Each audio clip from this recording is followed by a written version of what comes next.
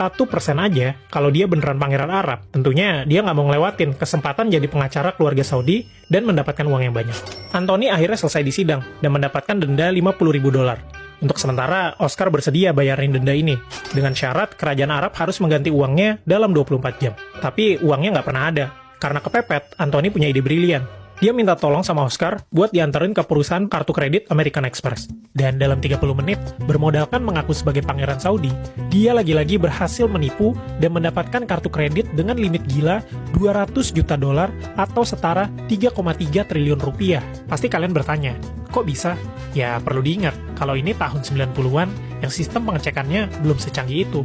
Dan dengan uang sebanyak itu, dia membayar Oscar dan langsung menghabiskan uang tersebut dengan cepat. Beberapa waktu kemudian, Oscar sadar kalau Anthony merupakan seorang penipu dan mengirimkan 2 orang untuk menjemput paksa Anthony dari New York dan membawanya ke polisi.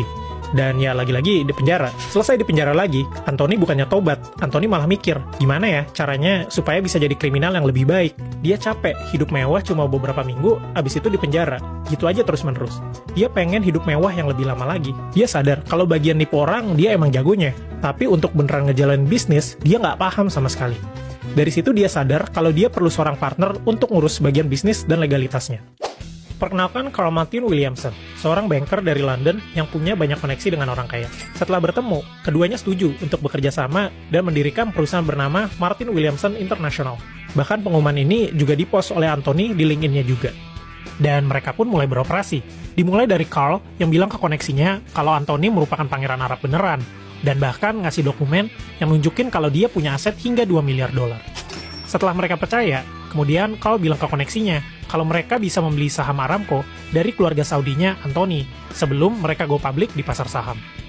There's a king of oil, it has to be Saudi Aramco. Bagi yang belum tahu, Aramco merupakan perusahaan minyak dari Saudi Arabia dan merupakan perusahaan terbesar nomor 6 di dunia. Dan dalam beberapa bulan, dia dan Anthony berhasil mengumpulkan $8 juta dari 26 investor.